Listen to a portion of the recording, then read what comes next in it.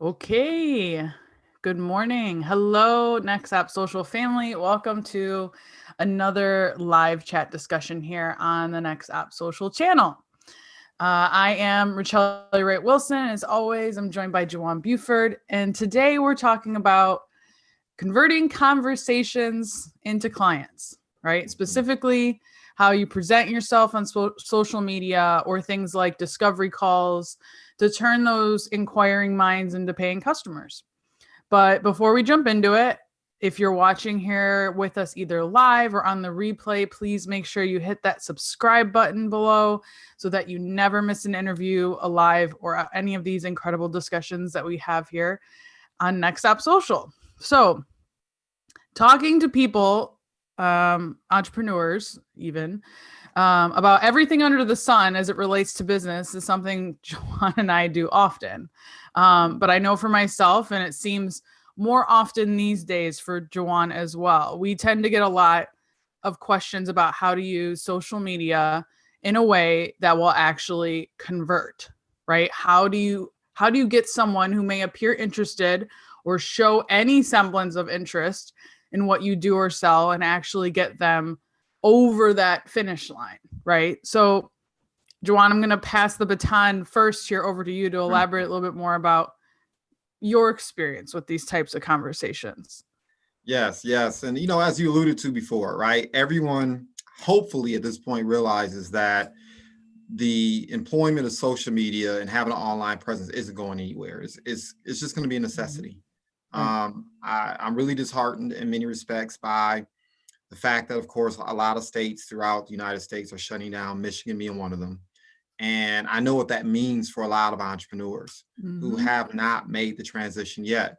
But I'm also excited for the entrepreneurs who have made this transition and understand how to use social media and an online presence to continue to promote, market their business, and generate revenues, right?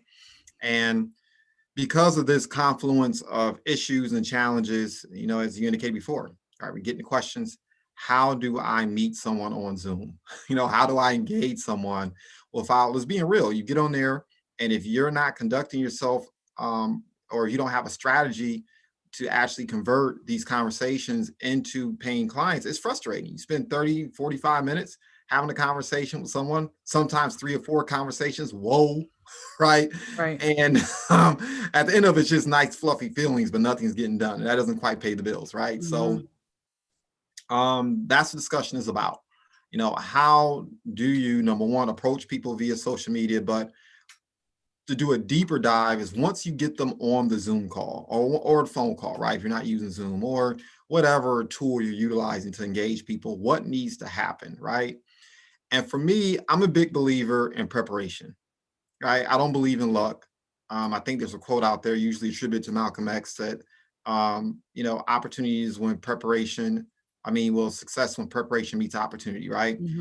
I'm a big believer in that. And so for individuals who are trying to figure out how do I employ social media to acquire clients, let's talk about what needs to happen up front, right? And the first thing, your social media, whether it's LinkedIn, whether it's Facebook, Instagram, Pinterest, look, irregardless, this is applicable across all platforms. Your online presence needs to be credible. It needs to showcase a degree of credibility, right? You need to have a situation where you can establish that up front so people aren't questioning whether or not you have the skills to pay the bills, right? Whether or not you have the capacity to help them out. And so what I encourage people first and foremost to do is stop utilizing your social media platform as a resume. No, you should utilize your social media platform as a landing page, right?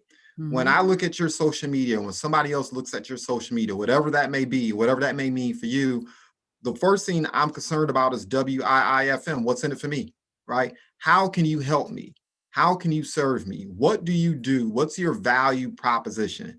Not how many jobs you've had, not a laundry list of your skills. That's great. That's fantastic. But I'm not looking to hire you for a job. I'm looking to pay you my money to provide a specific service or product. And I need to know whether I'm going to get my end result. And so having things like testimonies on your page, at all possible. I don't care if it's audio. I don't care if it's written. I don't care, especially if it's video. That's cool, right? If you can do that. Having that establishes credibility, right? having maybe what I would call a capability statement, which is different than you just listing your skills. But a capability statement literally lays out, these are the projects that I've worked on. These were the outcomes, right? These are the types of things I've done in the past. So literally the extent to which you can list projects, completed projects that you have completed and finished for somebody else, or to an extent yourself, right? If you're an entrepreneur that happens to help entrepreneurs, will list the projects that you've worked on as an entrepreneur and list the outcomes and impact statements, things to let people know that you're out here doing the work and you have third-party credibility. So it's not you just standing up telling everybody, hey, I'm wonderful, I'm the best of all time, but you have other people singing your praises. And that's something that is like incredibly important right at the get-go, is to make sure that you are establishing credibility right out Jump Street. Your website, look, I'm not one of those individuals that preaches you should spend $50 million on your website. I'm sorry, particularly if you're a startup, because I'm gonna be real with you. Most people learn about you via your social media anyway. That's what they look at. They're looking at your Facebook, your Instagram, your Twitter, wherever you're at. That's how most people are learning about you who operate online, right? When they're conducting business. Your website is kind of like your business card, right? A lot of times people just want to see that you have one. It doesn't need to be like a Christmas tree or some huge ornament. It needs to say, this is who I am. You looked at my social media. Fantastic. I love you too. Thank you for visiting. Oh, and by the way, here's a little bit of additional information, a little bit of meat on the bones if you want to do a deeper dive. And then there needs to be some button, some means of which if they want to buy, they can hit that button, and it's a simplified, easy process for them to conduct business with you, right? That's what your website is nowadays. So you already know I'm hyped. I got a huge laundry list here. I'm talking real fast. I'm gonna turn it over. I'm gonna turn it over to you, Rochelle, because I got like a 7-point thing sitting here in front of me. Yeah. I think the other important part to remember is, as you're building the content that establishes your credibility, whether it be you speaking about what you know and showing people you do know what you're talking about, or other people speaking on your behalf, is also understanding that you will not be successful on these social media platforms if you also do not get very comfortable with socializing. And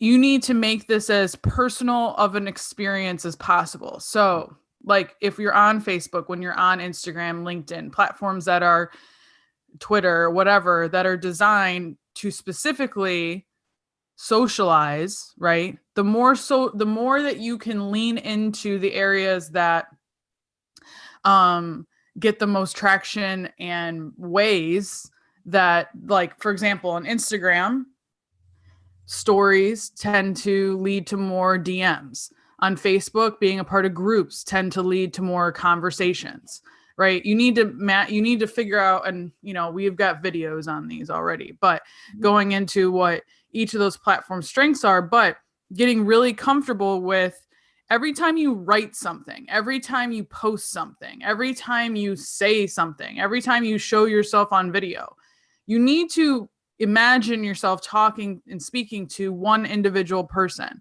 because the more that you do that, the more that those individual people will respond because they feel like you're talking to them.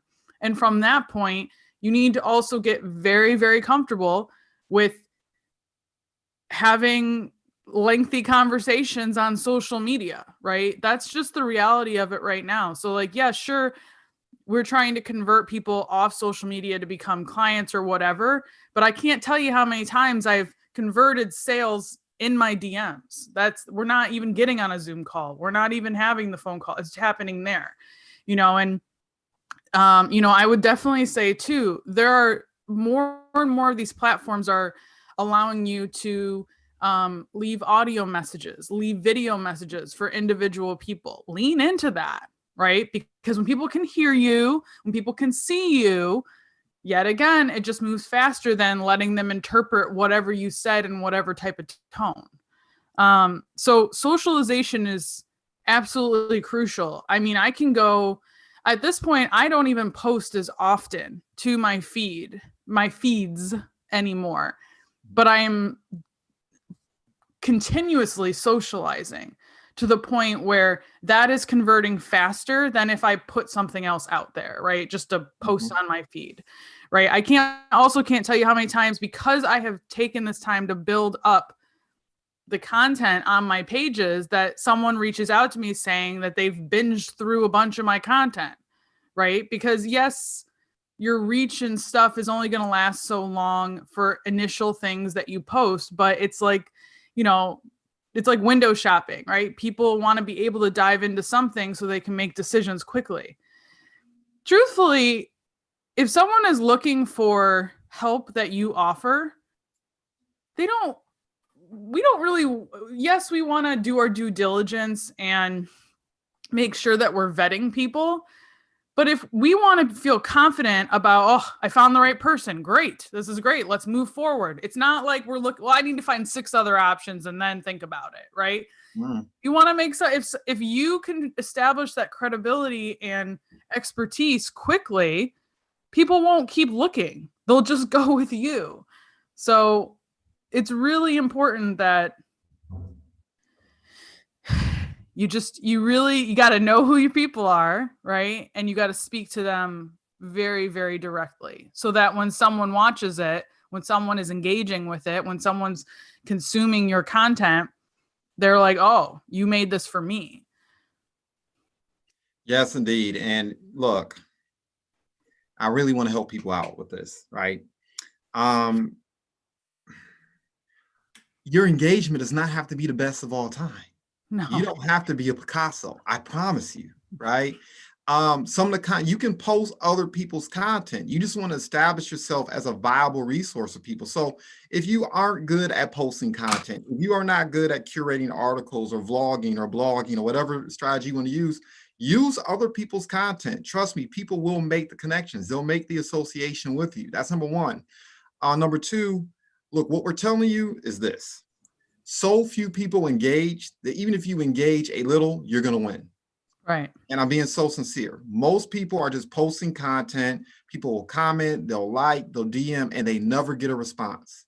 You responding alone will put you in that top, quite frankly, 5-10% percentile of individuals who are actually having success online. Most people are not engaging, right? I'm going to be transparent with you. I don't engage that much on Instagram. I don't. And I know that's part of the reason why I don't have success that I should be having on Instagram. I don't engage that much on Facebook. So I'm not having all the success that I should have on Facebook. I tend to live on LinkedIn, and I tend to engage a lot on LinkedIn. I get back and forth with banter a lot on LinkedIn. And as a result, that's where I'm winning. And these are not elaborate responses. It's like, hey, thanks. Hey, it's like, hey, I'm glad you like that. You want to chat about it? Seriously, it doesn't have to be this elaborate thing. Don't get caught up in these webinars for that last 4 hours, giving you all these different types of strategies and tactics. No, just be normal, right? I like to think about engaging people the same way I would at a coffee shop. If I'm at a coffee shop, I see someone who's interested in me, I'm going to say hi. What brings you in today? What do you do for a living? Oh, that's fantastic. Guess what? This is what I do. Seriously, but that's how you want to treat it. The other thing that I would share with individuals is this. And I already kind of touched that. But the other thing is this. Research the individuals whom you're engaging with. Look, there's no excuse nowadays. Everyone has some type of social media presence. One little piece of information that gives you insight into what it is they do for a living, or what motivates them, or what inspires them is just a click away. And you don't have to do a deep dive into all of their content, just know a little something about someone. When someone jumps on that Zoom call with you, make a comment about some content that you've perused of theirs. Make a comment about a posting that you saw of theirs. Make mention of something that you observe, right? People do business with folks and they like, know, and trust. And the fact that you even took the time to learn about them before you jumped on a Zoom call is going to pay huge dividends. I promise you, it really is. Because once again, what we're sharing with you is common sense, but common sense is not common. People are not doing these things. Let me repeat it again. Majority of people are not doing these things. So if you're just doing a little bit of this, you're going to win. A strategy that I employ almost all my interactions is FORM, right? Acronym FORM, FORM, family, occupation, recreation, motivation. For me, it's been like my North Star for almost 20 years in business. I sit down with someone belly to belly, eyeball to eyeball, or via Zoom, and I have a conversation with them about their family, occupation, recreation, motivation, right? I don't spend all day on every part of it, but I try to touch it. I tip around the fringes. I ask questions, right? One of the most important questions I'll ask someone is, why are you in business? What's motivating? What's inspiring you? A question that I pose frequently and often when I'm talking to people is, look, what's exciting in your life? What's exciting about the work that you do?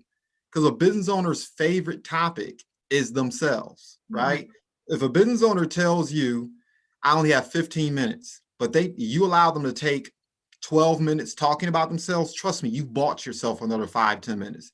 Because mm-hmm. most people get on these Zoom calls and they just They just go in with their sales pitch. They don't qualify. They don't ask questions. They don't even know whether or not the person is an ideal candidate, someone who's interested in service. They just go in.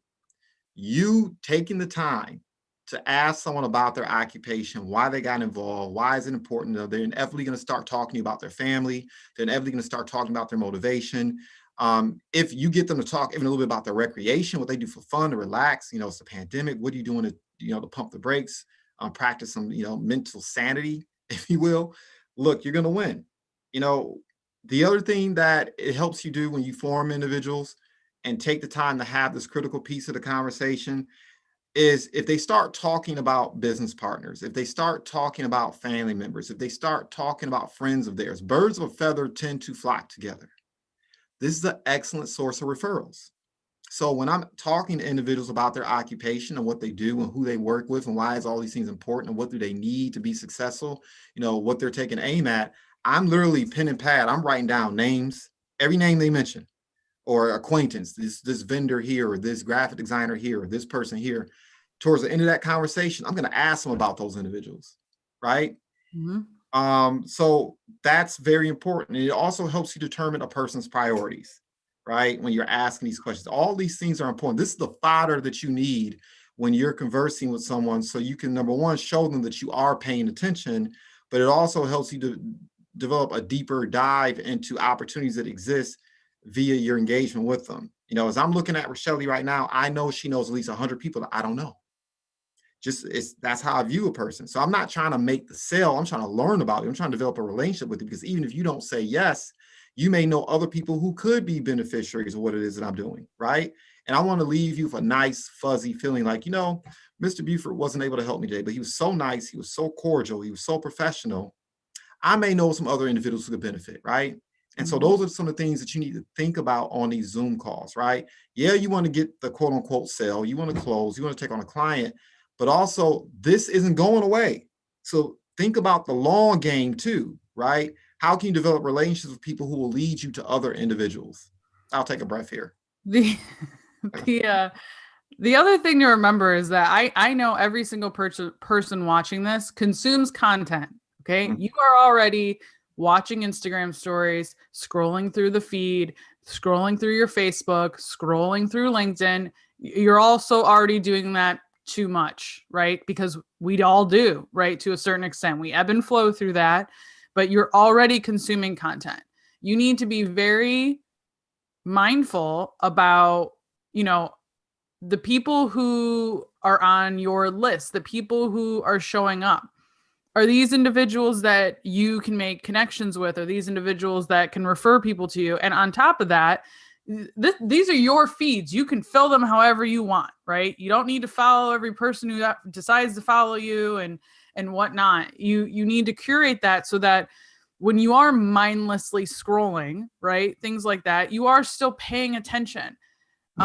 Because you never also know when sometimes you're going to have these other interactions with people. And if you have been regularly consuming their content, you can speak to it and it automatically, like Joanne had said, just speaks that you're paying attention, right? I had this experience with a photographer last week, right? She's someone that I've done work with in the past, and we kind of, every year or so, we usually end up doing like a refresh project with marketing and whatnot. And she had just brought something up and I was like, oh yeah, that was like, I really liked how you phrased in your Instagram stories yesterday, blah, blah, blah, blah, blah. And like her eyes were like, not only did I see that, I remembered it and I brought it up because it was relevant. That sealed deal, move on. I mean, granted, she was already an existing customer, but that just moved it along faster because she's like, Rachelle's paying attention. She clearly sees what I'm doing, right? And I'm not saying that you're going to be able to memorize everything that everyone's doing, but doing things like taking screenshots, hitting the save button in those apps so that you can reference them back again, right? Pay attention. If you're already going to be consuming the content, you might as well just make it a part of your work and like not just mindlessly scrolling. If you find yourself mindlessly scrolling, pay attention to that and immediately shift your focus on what can I make note of? What can I pay attention? How can I also, people are putting their content out there for someone to engage with them, right? Yep. That's the purpose of them putting out there too. So send them the little emoji DM, send them the message, whatever. People love when other people engage with their content. You can't just wait for people to come to you too. If you see people putting, that could be clients or customers, if you see them putting content out there, just immediately engage with them. The more that you show and take that initiative first step, because sometimes it's awkward and uncomfortable for them to do it and they don't understand. Show that you're the professional, show that you understand how to do this and do it well.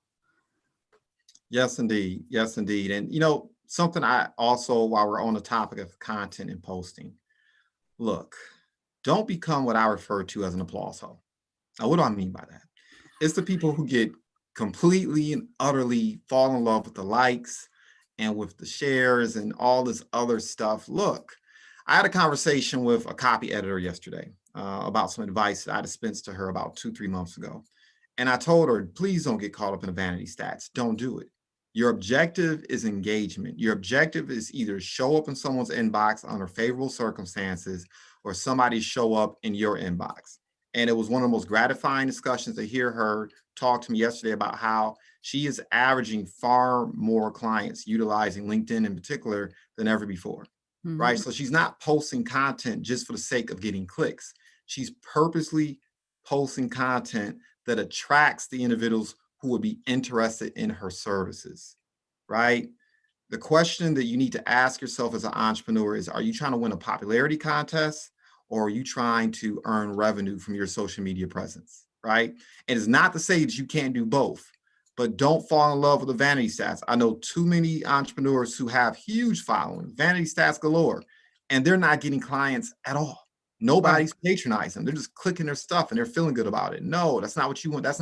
I'd rather be the person sitting in the back of the room, quietly taking notes with $1 million sitting in my account than up front screaming, yelling to the top of my lungs up front, and I ain't got nothing to show for it, right? So I encourage people to adopt that attitude as well when it comes to social media, because it's easy to get caught up and waste a lot of time posting content. You think you're winning and you're not making any progress, right? Something else that you can do when you get on the line with someone is, to the extent that you possibly can, understand what your value prop is or find a way to quantify what your value prop is. Now, what do I mean more specifically about this, right? Because I know I'm talking in academic terms. So let's say I get online with someone who is a salon owner, right? Or a cosmetologist, and I want to market a CRM to them, right? Some of the questions I'm going to ask really boils down to, number one, how many clients you may have, right? I'm going to ask that question. And I'm going to find a way to find out what your average compensation is per client, right? So let's say hypothetically, your average compensation per client is $200. What I'm thinking now, right? And don't make stuff up, but think critically about how your value prop can double the amount of clients they have, right? That's what I'm thinking.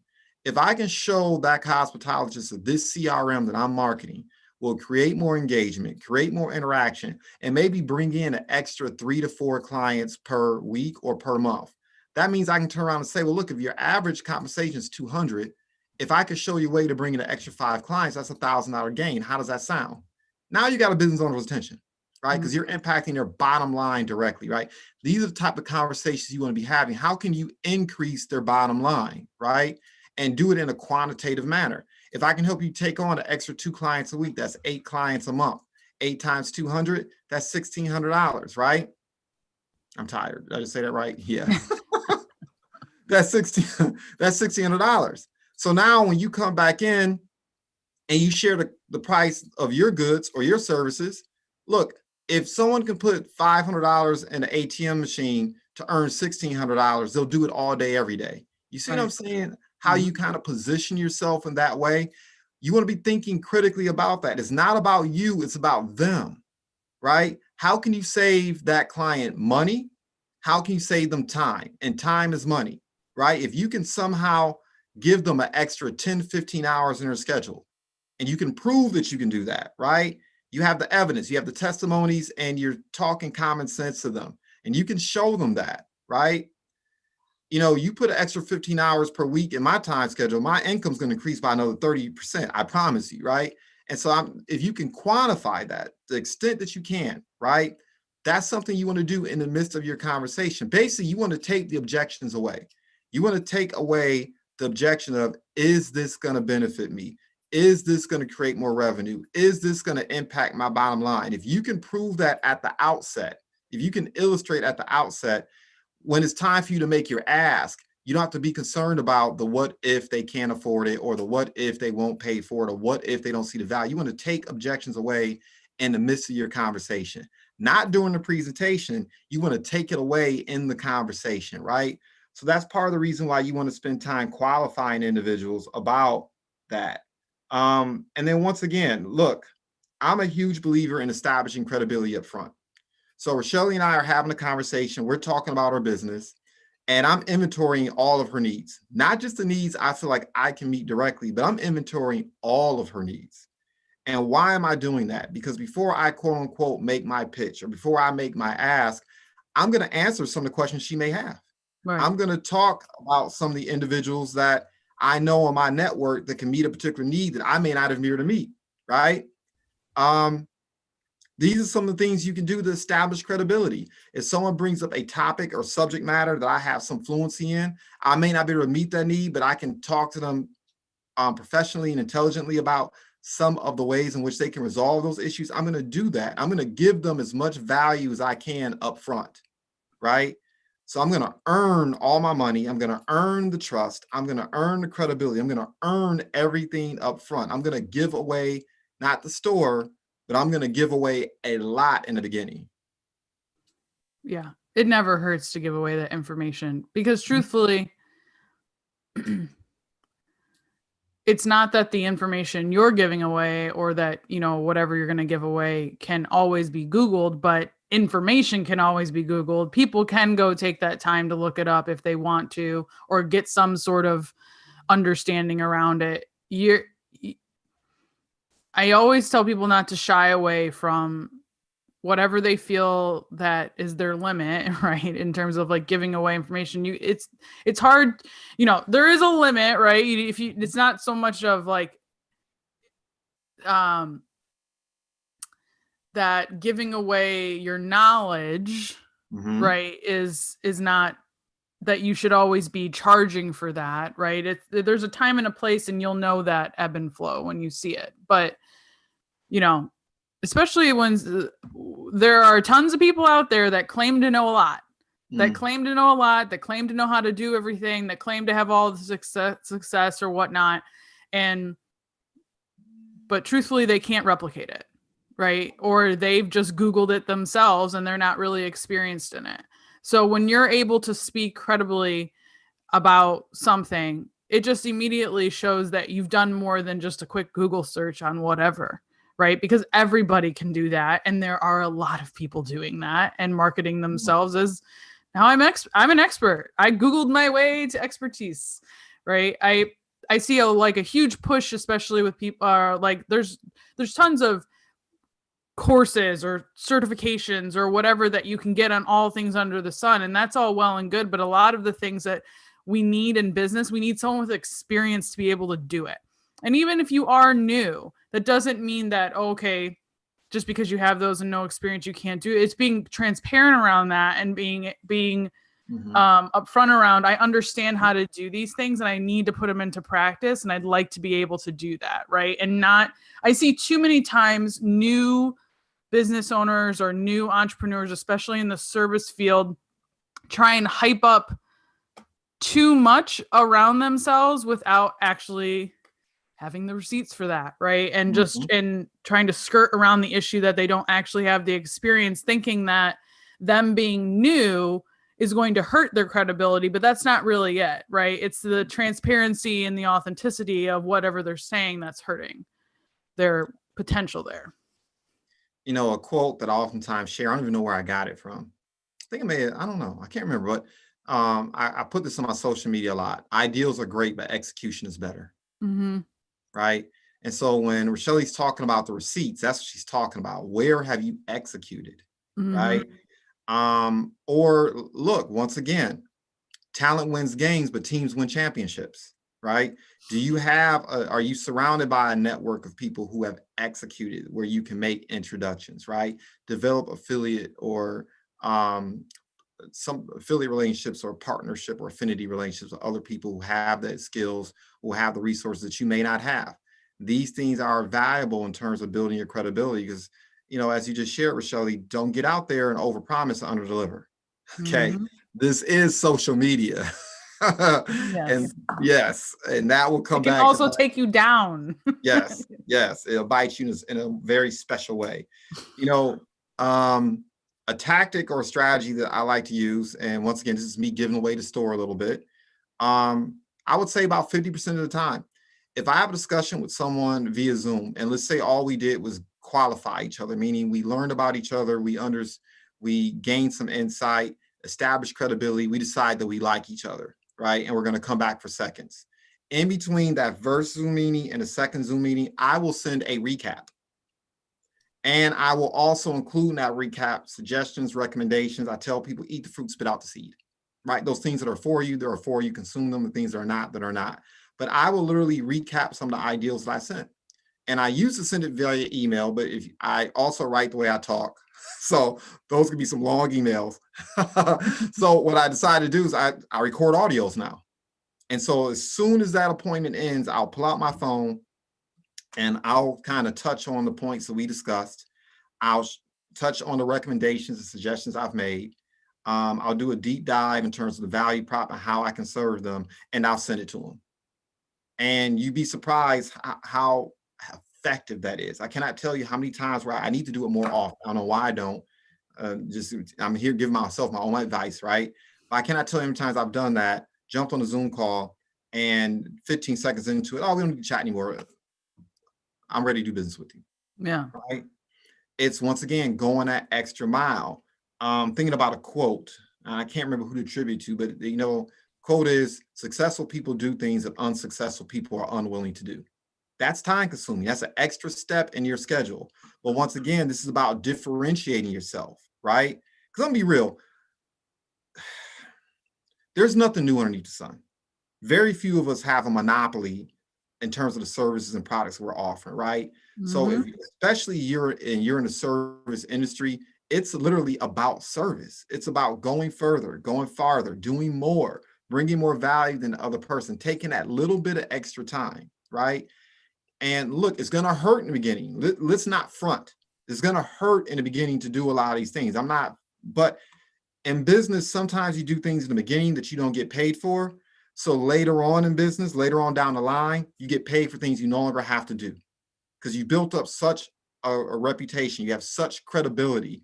There's just certain processes you don't have to go through anymore. People come to you because your name is ringing out in the marketplace and people know they're credible and they can trust and take your word, right? And doing all these things in the beginning, that's what creates that momentum. That's what creates that success, right? So some objections you want to take away from individuals when you're engaged on Zoom. Number one, once again, when you're talking to individuals, think about it from their perspective, not from yours, right? So things I like to address up front is longevity and credibility. Are you going to be here today, gone tomorrow, right? Address that in the beginning, right? Don't be afraid of being brand new, right? If you don't have the longevity, roll out on your passion, right? People do business with folks who are actually excited about and invested in what they're doing, but address that right out the gate. Let individuals know, look, I'm not a green pea. I just didn't read a book and watch a YouTube video. Now I'm out here entrepreneur and dispensing advice. No, take that away from individuals right away. Once again, talk about your receipts.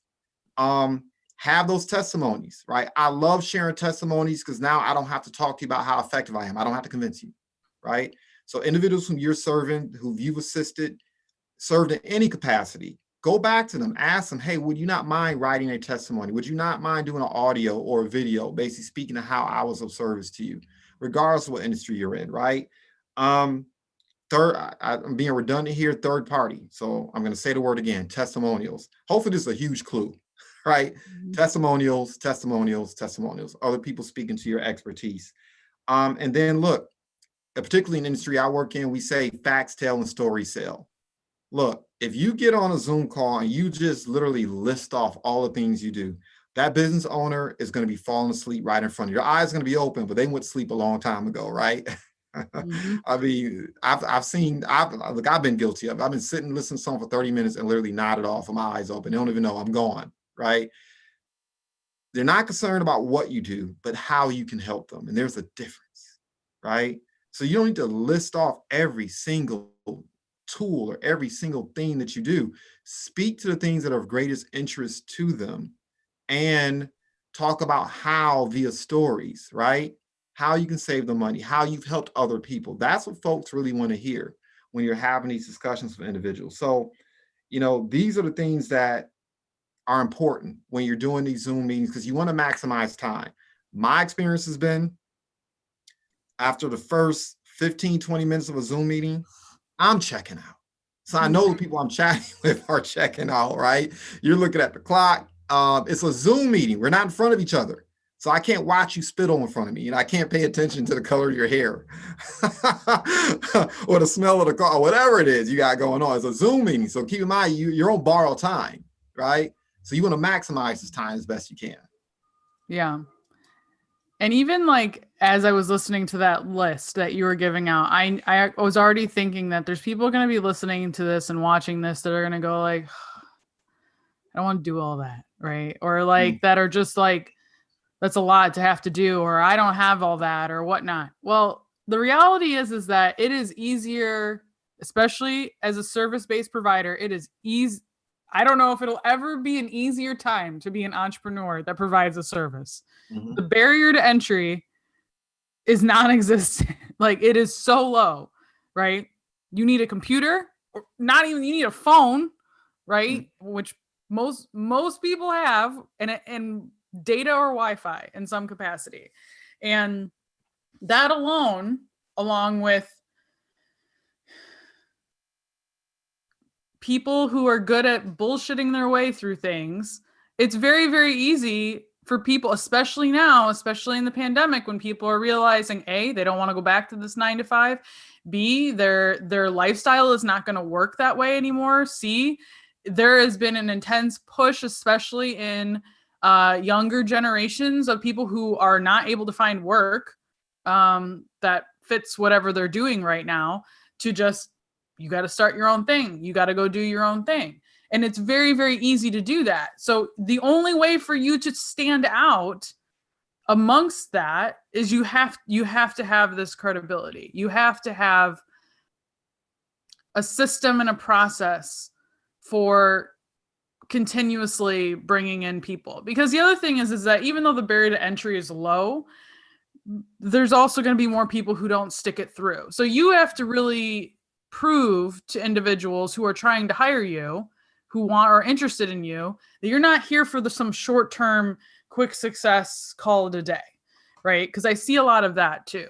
People who decide to become virtual assistants, or people who decide to become social media managers and not really understand. They just think it's a, hurry up, get rich and go on a day. I don't really know where they're getting that, but there's a lot of that. If you're a service-based provider, you might think, oh, it's saturated, whatnot. It's saturated with a lot of junk. So, this is a very easy way to stand out from that. Yes, indeed. Yes, indeed. Gosh, man, so many different directions we can go with that. But, just to reiterate what you just shared, the beautiful thing about being an entrepreneur today is low barrier of entry. right? Because of technology, anyone can do it, and it's beautiful. It's Right. fantastic. That's also a benefit, right?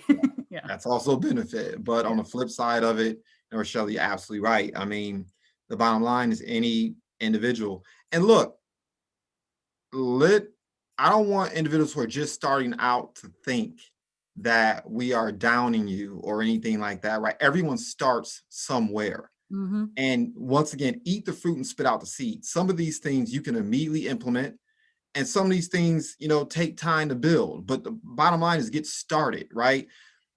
Don't concern yourself with what you can't do. Do what you can, Mm-hmm. right? Do what you can. I guess that's the thing I want individuals to take from this. Do what you can do to build this up.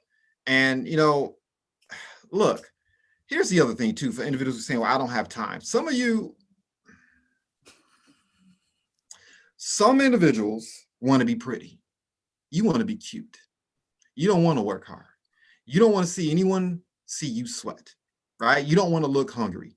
And for me, it's always fascinating when I observe this behavior, particularly in new entrepreneurs. I'm like, all the people that you respect, that's what they did. Mm-hmm. Tupac had an insane work ethic. He didn't mind looking sloppy. He he did what he needed to do. He got it in. That's why we're still hearing music from him after I don't know how long he's been going now at this point. And you can still find tracks being released or underground and everywhere else, right? That went on for years after his passing. You got to grind. When people talk about Grant Cardone, look at early footage of Grant Cardone. He wasn't concerned about what he looked like. He was grinding. Gary Vee, same thing, right? Go back and look at his early wine library videos. Look at Oprah Winfrey. Back when, some of us, not me, for Oprah, if you're listening, I wasn't calling you Purple Oprah, but I remember when people were making fun of Purple Oprah, but she was grinding. She didn't care. She was out there sharing her talent and what it is she did best. And eventually, she built the brand and she is what she is today, right? Stop concerning yourself with looking pretty. Stop trying to look comfortable. Stop trying to look fat. Stop trying to pretend. You don't fake it till you make it. I don't like that. I believe in faith in it till you make it. The attitude comes before the altitude. Put in the work. If you treat your business like a hustle, if you treat it like a $5,000 a year hobby, that's how it's going to pay you. It doesn't work that way. Mm-hmm. A farmer does not plant seeds today and then scream and yell, where's my harvest tomorrow? No, they know they have to plant the seeds. They have to deal with the birds. They have to deal with the sun burning up the soil. They got to deal with the weeds. They got to plot and plan, and they got to beat up the soil repeatedly over and over again, plant more seeds and stop the birds from eating. And then they ask where the harvest is. Stop trying to be pretty and cute. Get out here and grind. I don't care if you have to wear the same sweatshirt every single day. Look, your Instagram posts and your Facebook posts and your YouTube and your LinkedIn don't have to be crispy. They just have to be effective. Right? They just have to be effective, right? You don't need to be popular. You just need to be effective. You need to serve people's needs. Go as far as you need to go. You need to beta test, acquire clients. Okay, this is what this is about.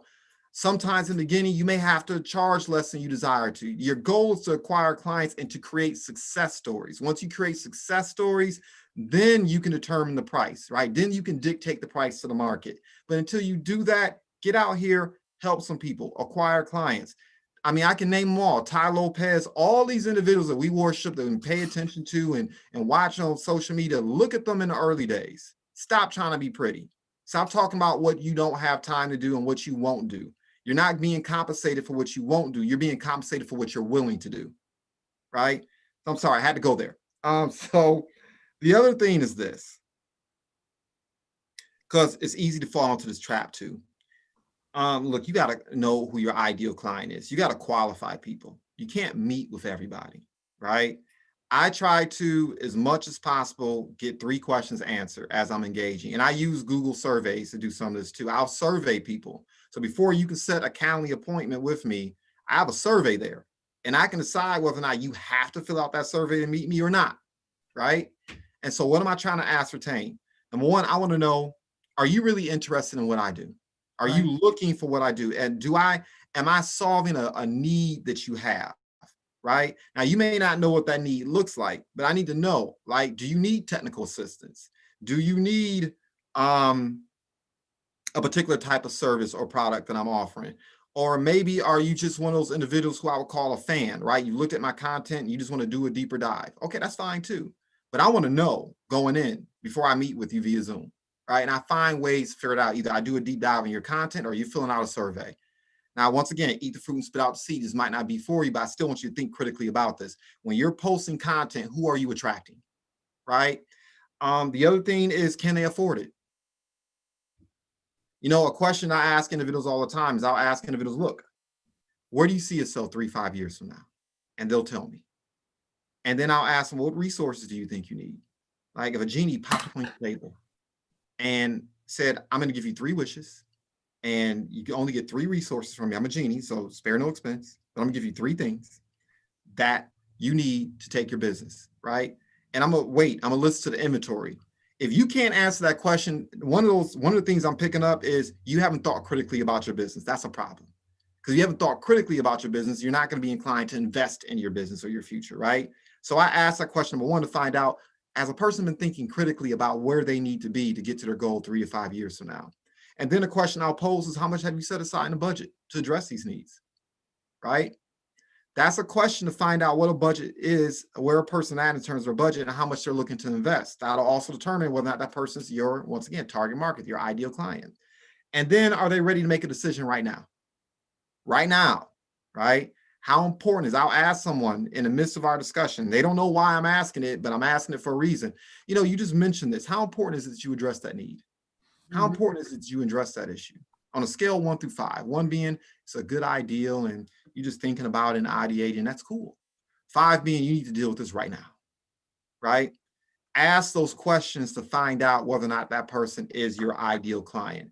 If you don't answer, if the person not really make a decision right now, if they're not really looking for what it is you're offering, okay, and if they haven't in their mind begin to conceive that I need to make an investment to take me to the future that I'm taking aim at, they're not your ideal client. And if any one of those 3 are missing, you're wasting your time. You need to put them in a contact manager and drip on them over time. And maybe at some point in time, they'll get to where you need them to be. So these are some of the tactics and mindsets, you know, I'd encourage people to adopt when you're operating and engaging people online as well. Yeah. And the reason why asking those questions, like you might be at a point, especially if you're new, your conversations with people or getting to that point where you can ask those questions because someone is inquiring, maybe it's not rapid and abundant. But if you're implementing these things that we suggested you do, it's going to scale, it's going to grow, the inquiries are going to come. And you don't have time for everybody. You will not have time for everybody. And you need to be able to be clear and weed that out. That also speaks to your credibility, to also understand who you are not going to be able to serve, right? You don't have to be the resource for everybody, and you shouldn't, right? You should be the resource for who needs your wheelhouse. But if you put in good practices like this now, you're going to ward off feelings of like overwhelm and burnout down the line because you've understood clearly your capacity and what you can do and who you serve and who doesn't need that. Yes. I'm in. I'm in. Yeah, because really, that's what we're talking about here, right? Avoiding burnout, avoiding frustration, avoiding. Look, there's a book out there called Go for No, right? But you don't want to get too good at collecting no's. You know, you want to get some yeses every now and again.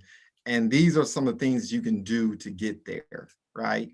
So yeah, you know, we're coming up on the time as always. You always know we can go another 30, 40 minutes easy on this topic. I have like 2 others I didn't get around to. But and here's the thing too.